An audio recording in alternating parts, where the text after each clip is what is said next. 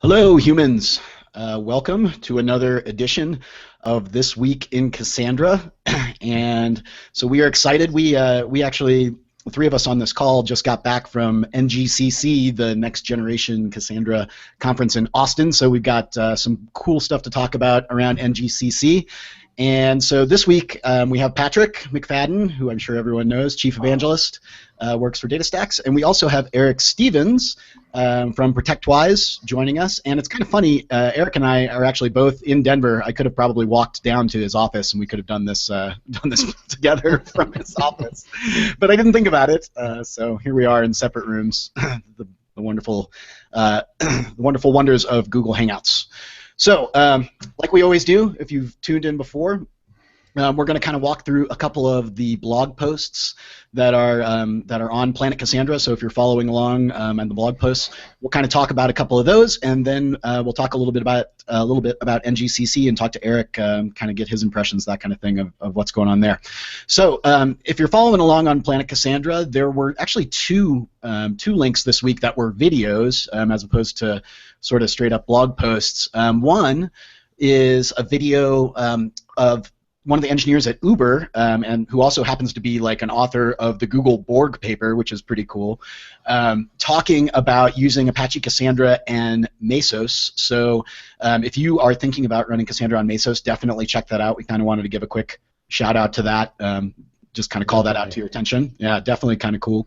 The other video, though, that we had on there was Patrick, you were on Floss Weekly, which is a pretty big deal. That's like, that's a pretty really big cool podcast. Yeah, a podcast and a video, and it's in the Twit Studios in downtown beautiful Petaluma, California. I was one of the last people there to be interviewed. The movers were moving things out as I'm speaking. I felt kind of bad. I mean, they've been there for 11 years, and I was the last guy. So I guess they went out with a bang. But it was a really good talk. We had some confusion at the beginning about whether or not my hosts were thinking that Cassandra being a document database, which it isn't. So that started things out really kind of fun. Yeah, you kind of got to dispel some notions. I guess, yeah, but we run into that a lot, though. I mean, NoSQL database, we kind of all get lumped in together, and then, with Mongo being so popular, people think NoSQL database must mean, JSON and documents and. Yeah, it was. I actually thanked them. I said, this is great because this is exactly why I'm gainfully employed, because this is still a problem. I got to talk about some background. Errata, I did call Accumulo a Dynamo-based DB. It is not. It is a fully consistent HBase version database, and so that's. I did the same thing, so mea culpa. I'm just issuing corrections. I'm issuing corrections as we go. I don't know a lot about Accumulo. I know a little bit, not much. But anyway, I don't know. Eric, you probably have dealt with this a few times yourself. Like, what is Cassandra? Yeah, and it's a question that sort of defies a really simple answer. Yes. I like to just say it's the database that will scale to whatever scale you need it. That's a good answer. Well, it's getting into this whole it's a column family database, but not columnar database, not columnar. Columnar databases are different. And look, you do a create table and you do a select. There, you're done. I like SQL. Yeah. I liked your description, Patrick. It's basically just a distributed hash tree, But then I thought, yeah, that's probably like too complicated of a description for a lot of people listening. I figured Floss Weekly, you get a different level, but you're right. Eric nailed it. It defies description. But then again, I'm sure when relational databases came out, I remember trying to explain that to people, like. Well, there's tables, and you connect them, and how do you connect them? With wire? No. Forget it. Cool. All right. So if you are interested, definitely go check out. It's about an hour long podcast / video that Patrick was on Floss Weekly. So find the link on Planet Cassandra. So switching gears a little bit, the other blog post that we kind of wanted to call out a little bit, Sebastian Estevez, who works for DataStax. He wrote a blog post about Cassandra collections and tombstones. So another blog post about tombstones, which is actually kind of a nice segue to Eric once we're done talking about tombstones. The subject near and dear to my heart. Yeah. Love those tombstones. So, I mean, my takeaway from this was kind of that, like, you know, some tombstones get generated sometimes in ways that might not be intuitive to like the average user, kind of thing. Is that an accurate description of kind of what he's talking about in this post? Anyone have comments? I'll let Eric go first, but yeah. Tombstones are have many surprising characteristics to users. They seem like such a easy to reason about thing on the surface, but there's actually a lot of complexity in the implications of different aspects of tombstones, and it's something that if you really want to get into the details of it, you don't enter into lightly, or it's not for the faint of heart, you know.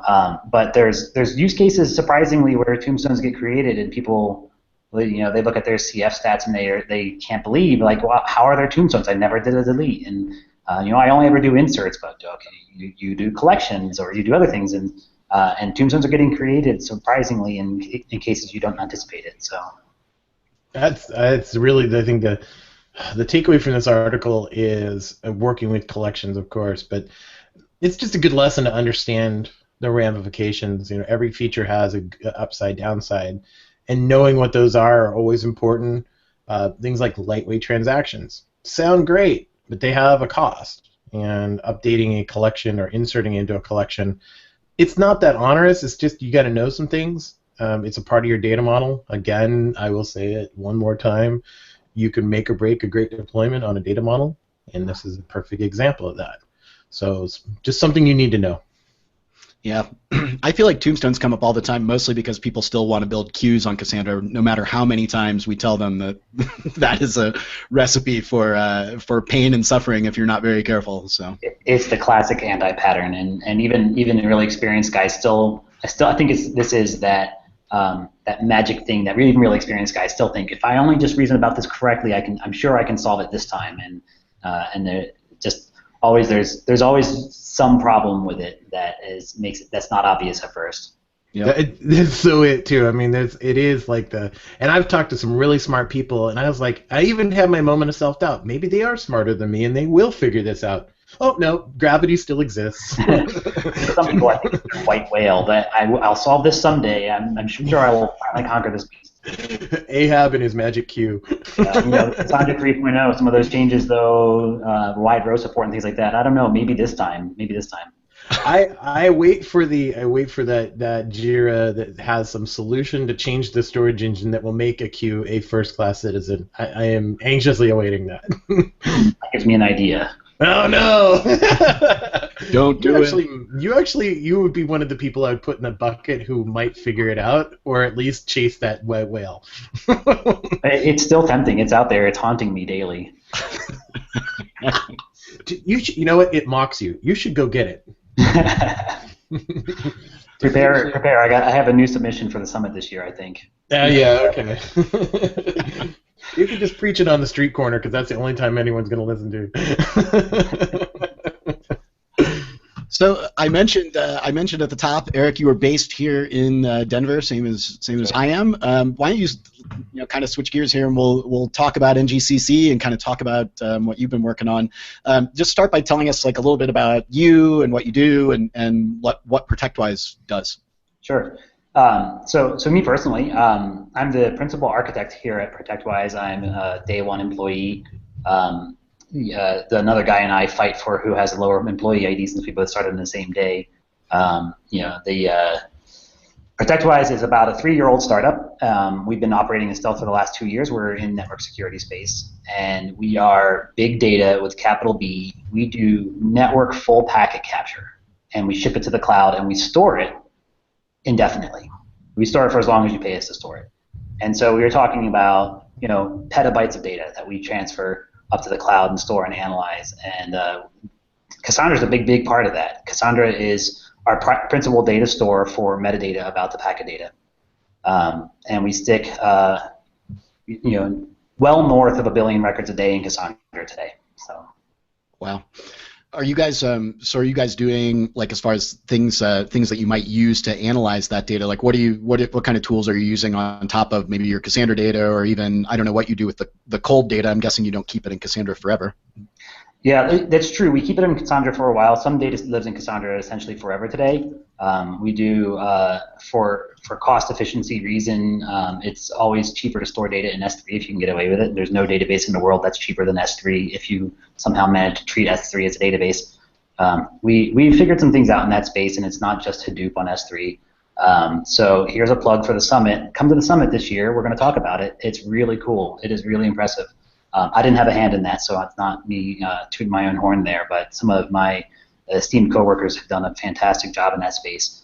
But the nice thing about S3, of course, is you don't pay for CPU and processor and memory time for the data at rest. But and it's always a performance trade-off, of course. But we do keep data around in Cassandra for a while. We believe that we can keep a really massive amount of data, and we can store and process and analyze with really massive amount of data. That's sort of what we're founded on. Like I said, Cassandra's a big part of that. Spark is a big part of that. DSE Solar is a big part of that as well. Yep.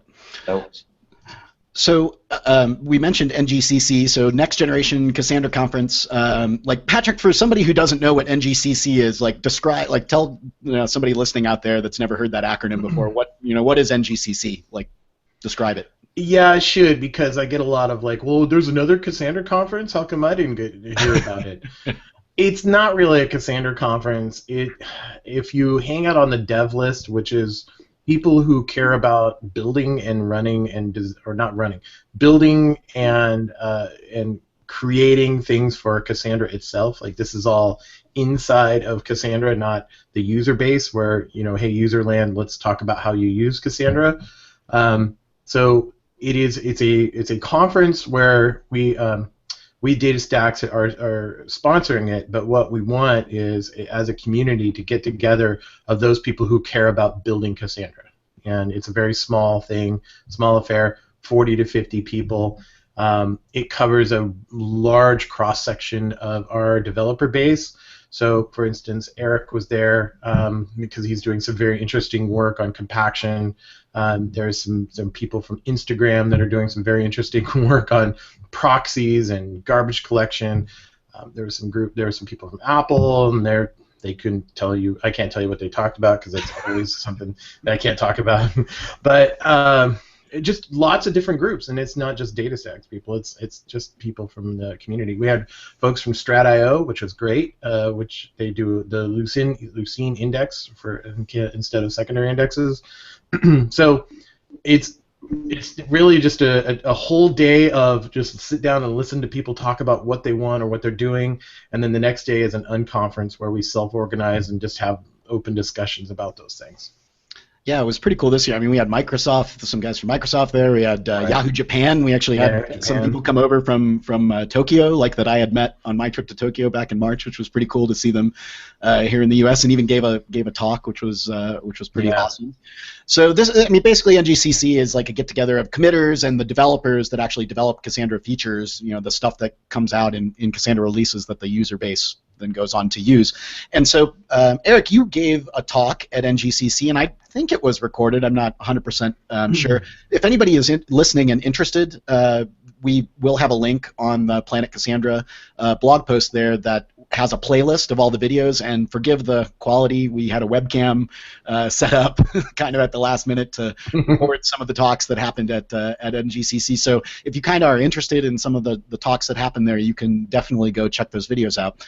But so Eric, I don't want you to we don't want you to give away everything that because I know you're going to maybe speak at Summit about some of this work you've been doing, but maybe you could give us a high level or a tease of kind of what you've been working on around compaction and what you talked about at NGCC. Yeah, so if you want the clickbait version is, you can't believe how I'm doing deletes. We have a talk submitted at the summit for this. I talked about it very briefly. It was just a lightning talk, so I can't get into much detail in that time about a new strategy that we're taking towards deleting data that doesn't involve tombstones or TTLs, both of which have their pros and cons, but both of which the cons outweigh the pros for our particular use case. And so we approach the problem from a different direction, and I'm expecting to give a talk about that this year. So again, plugging the summit. If you are interested in Cassandra, the summit is the most valuable thing you can do with your time in the entire year. And I'll be giving the talk there. I would love to see you guys there. And we'll talk about the details of that, and we'll be releasing the source code later this year, early preview for people who are interested. But we don't consider it final yet, but it's passed all of our rudimentary testing, and we're really, really happy with the progress that we're making with it. So very cool. Yeah, I was pretty excited when I saw this for sure. Yeah, I remember we were chatting like in Slack or something the other day, and you said, "Oh, somebody has a compaction thing that like gets around tombstones," and I was like, "What?" Yeah. like yeah. So Eric, you brought your fun, but what caught your attention on some of the other stuff there? So yeah, there were a lot of really good talks. Honestly, by the end of the day, the first day is all talks, the second day is the unconference. By the end of the day, there's so many incredibly sophisticated, incredibly intelligent people that are talking that you sort of get exhausted well before the day is over. But some of the stuff that really caught my attention was the time series data support that's coming. That is going to be a life changer for a lot of people, I think. We do a lot of that same stuff in application space, and some of those computations are really difficult to do when you can only keep a limited amount of data in memory because of your data volume and so forth. And it's stuff that is much better supported in the database space than it is in the real-time streaming space.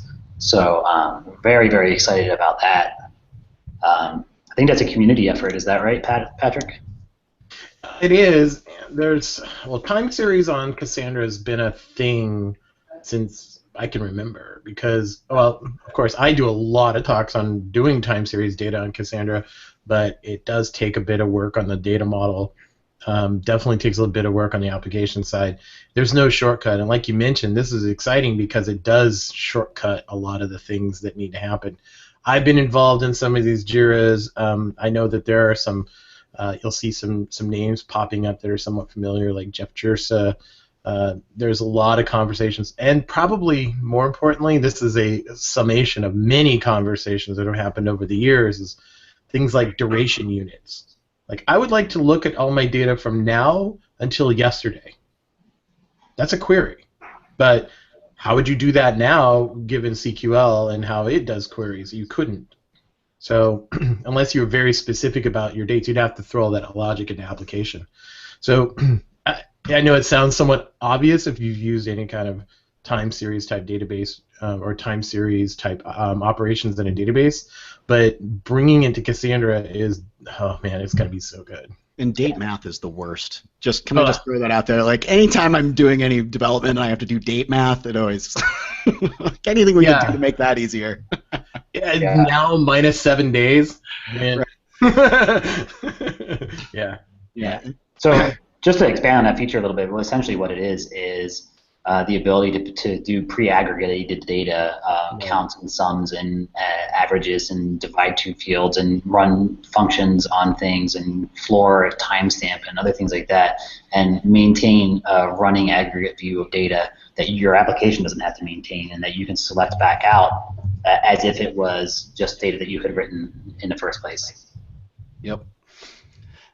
Yeah, it looked like they were kind of going for almost a materialized view syntax. Like, create an aggregate view based on some base table. Yeah, definitely cool. So Patrick, I'm curious. Eric mentioned Sylvan. I think that was Sylvan that gave that talk about the time series stuff. If you had to pick a favorite talk from NGCC, and you can't pick your own about what a tire fire JMX is, what would you pick as your favorite talk from NGCC? And yes, I did plug your talk about JMX. Yeah, the JMX has to die in a fire. From my anti-JMX homies, love you. All right. So Eric's talk definitely is on my top, and not just because you're on, because I think that's one of those compaction strategy type things that just makes sense. But the one I really have to say I loved the most was Nate McCall's talk on just this call to action around working with Cassandra and operators. I do believe that is a missing piece of the puzzle that we've really, as a community, we've avoided. Maybe not as a community, but it has been avoided. There's some really bad things in there for operators, and it makes their lives miserable. And his talk, if you get a chance to watch it, you'll probably laugh and cry at the same time because there's just pretty obvious stuff in there. So I was excited about that because that means that we may have some really good positive action out of it. So I have to say, just answering my own question, like I want to give a shout out to Tuption. His talk on the byte-ordered partitioner, like totally like resurrecting it, like totally like blew my mind. Like I was like, huh, like after, and then they followed up the next day on the unconference day where they were trying to hammer out the details. Like never really thought of it that way, and sometimes Tuption just comes up with these things. I don't know if it's actually going to be a legit thing, like a legit option to bring back the byte-ordered partitioner in some sort of smarter form that uses sort of heuristics to kind of maximize locality. But it's an interesting problem to solve, and yeah, it was only like it was supposed to be a 5-minute talk, and I do have to say at NGCC, like all of the lightning talks, maybe Eric's excluded. I think you probably, and Patrick, you did too. I think stuck to the 5-minute time frame, but there were a lot of talks that did not stick to the 5 minutes time window. So everyone who doesn't know Tuption, that's Tuption Harper, and if you ever look him up on Jira's, usually his tickets are tagged with ponies. Yeah, he's a bit of a dreamer. He comes up with some crazy stuff, and like I was like, that one really blew my mind. Like even though it was just a lightning talk, I don't know. It'll be interesting to see if that goes anywhere. So. Yeah, he's right now he's trying to push the agenda on composable consistency levels. I'm not sure what that means, but have you heard of it for it? I've heard of it. He was explaining it to me a little bit. I'm not sure I followed it all the way through. Well, it's a pretty interesting concept. That was another thing that was discussed amongst the ranks there. But it's composable. We have baked consistency levels: 1 quorum, local quorum, whatever. And his idea was making it so that, given a topology and the snitch involved, you should be able to compose your own. For instance, a consistency level that will do a 1 on every single data center, or 2 out of the 3 data centers, or a specific data center gets quorum, the other gets 1. Very different. Interesting. Okay. Tony. Yeah, definitely Pony. Shout out to Tuption. Happy birthday, by the way, Tuption. Happy birthday. Yes. Every damn day. So I think that's all we got this week. I do want to give Eric, if you guys are hiring, you said you might be hiring, give you a chance to shout out anything you want to shout out, job opportunity or other. Yeah, ProtectWise is basically always hiring. We're looking. We love top talent. Even when we don't have a rec open, if somebody comes along who's really awesome, we'll find a space for them. Today we're about 60 employees. We're located principally in Denver. We do lots and lots of big data. We do network processing, and we're soft real time. 1 to 2 seconds between when something happens on your network and you get a finding in your UI. And if you haven't seen our UI, it's worth your time to go check it out. Our UI is world class in the security space. We believe in redesigning the entire user experience, and I think we've done a really excellent job of that. We have some of the best Node engineers around, so if you happen to be a Node guy, or you happen to be a deep JavaScript guy, D3, React, so forth, and, we'd love to talk to you. But more relevant to this is we are always looking for additional people in the big data space, in the stream processing space. And so if you have or even are interested in getting into big data and stream processing, we are always looking for bright guys in that space. Awesome. Okay, well, thank you, Eric. Thank you, Patrick. Got another edition of This Week in Cassandra in the books, and we will see everyone next week.